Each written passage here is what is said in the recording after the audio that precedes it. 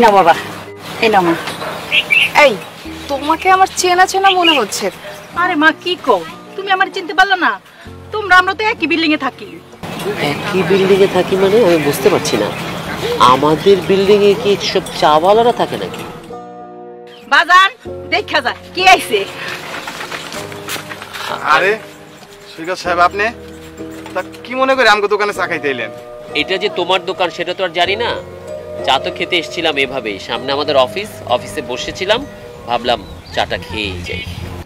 ও আচ্ছা, তো সৈকত সাহেব আপনার শরীর টরিল ভালো?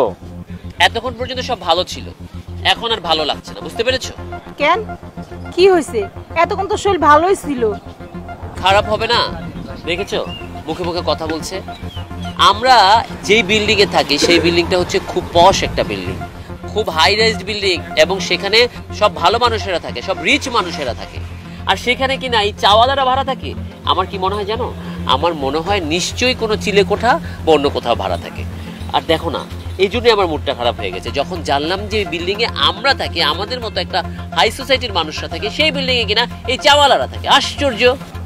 সৈকত সাহেব, কোন জায়গায় লেখা আছে যে চালা রিক্সালা এরা ওইলি আগে বস্তিতে থাকতে হইব, তারা ভালো কোনো জায়গায় থাকতে পারে না? এটা আপনি কিন্তু কথাটা ঠিক কইলেন না। আমি কি বলছি কি বলছি না সেটা ঠিক কি ব্যাঠিক সেটা তো তোর দেখতে হবে না। তুই তো সামান্য চাওয়ালা, অশিক্ষিত মূর্খ কোথাকার। তুই চাবি। আপনি কিন্তু অনেকক্ষণ ধরে আমার ছেলের যা না তাই কইতেছেন। আমি কিন্তু এখানে ওর মা দাঁড়ানো আছি, আমি কিন্তু একটুকু সহ্য করব না। আসলে না সব দোষ ম্যানেজারের, কারণ ম্যানেজার সবসময় আমাদের থেকে ভাড়া তোলে। আমরা যদি বাড়িওয়ালাকে দেখতাম না, তাহলে বাড়িওয়ালার কাছে অনেক আগে কমপ্লেন দিতাম যে এদের মতো চাওয়ালাকে যাতে আমাদের বিল্ডিং থেকে বের করে দেয়। হ্যাঁ, আর এই ম্যানেজারকে এবার জিজ্ঞেস করতে হবে, ওরা কেন একজন চাওয়ালাকে, গরিব চাওয়ালাকে এই বাড়িতে ভাড়া দিয়েছে। আশ্চর্য। সৈকত সাহেব, আপনি একটা কাজ করেন, আপনি একটু আপনাদের ম্যানেজারকে ফোন দেন। হ্যাঁ ফোন দিব। ফোন দিয়ে কি বলবো যে আমাদের বাড়িতে একটা চাওয়ালা ভাড়া দিচ্ছিস, তার সাথে আমি ঝগড়া করতেছি, তাই না? সেটা বলার দরকার নেই। আপনি একটা কাজ করুন, আপনি আপনার ম্যানেজারকে ফোন দেন, আর ফোন দিয়ে জিজ্ঞেস করেন যে আপনারা যে বিল্ডিং এ থাকেন সেই বিল্ডিং এর বাড়িওয়ালার নামটা কি। ফোন দাও তো, এক্ষুনি ফোন দাও। হ্যাঁ হ্যাঁ দেন, তাড়াতাড়ি করে দেন। হ্যালো ম্যানেজার সাহেব, আমি B1 ফ্ল্যাট থেকে বলছি, সৈকত। হ্যাঁ হ্যাঁ, ওয়ালাইকুম সালাম। আচ্ছা, আমাদের ওই বাড়িওয়ালার নাম কি?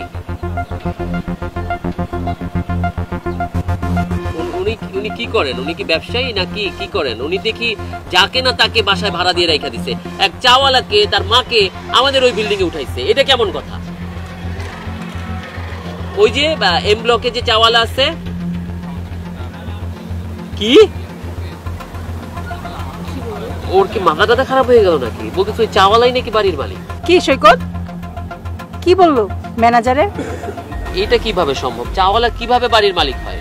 সৈকত সাহেব, আপনি তো শিক্ষিত মানুষ, আপনাকে সামান্য কিছু হিসাব আমি বলি। আপনি আমাকে বলছেন আমি সামান্য একজন চাওয়ালা। হ্যাঁ, আমি সামান্য একজন চাওয়ালা, কিন্তু আমার এই চায়ের দোকান একটা না, এরকম চায়ের দোকান ঢাকা শহরে আমার আরো 120টা আছে। আর প্রত্যেকটা চায়ের দোকান থেকে আমার পার ডে 1500 থেকে 2000 টাকা ইনকাম হয়। এখন আপনি একটু হিসাব করে দেখেন পার ডে আমার ইনকাম কত। আমার একদিনের যে ইনকাম সেটা আপনারা হাজব্যান্ড ওয়াইফ মিলে 1 মাসও ইনকাম করতে পারেন না। তারপরও বলতে পারেন আমি কেন এই চায়ের দোকান চালাই এত টাকা থাকার পরেও। এটা আমার বাবার ব্যবসা, আর আমি আমার বাবার স্মৃতিটা ধরে রাখার জন্য আমি এখন পর্যন্ত এই চায়ের ব্যবসায় করতেছি। আরেকটা কথা মনে রাখবেন, মানুষ কি কাজ করে সেটা দিয়ে কখনো কাউকে জাজ করবেন না। শোনেন, প্রথমে হইলো আপনি সামনের মাসে বাসা ছেড়ে দিবেন, 1 নাম্বার। আর 2 নাম্বার হলো এখন ইদানিং কিছু কিছু বাড়িওয়ালারা ওরা কি করে রুম ভাড়া দেয়, দিয়ে ওই টাকা দিয়ে বসে বসে খায়, বড় কি দেখায়। কিন্তু আমরা ওই ধরনের মানুষ না।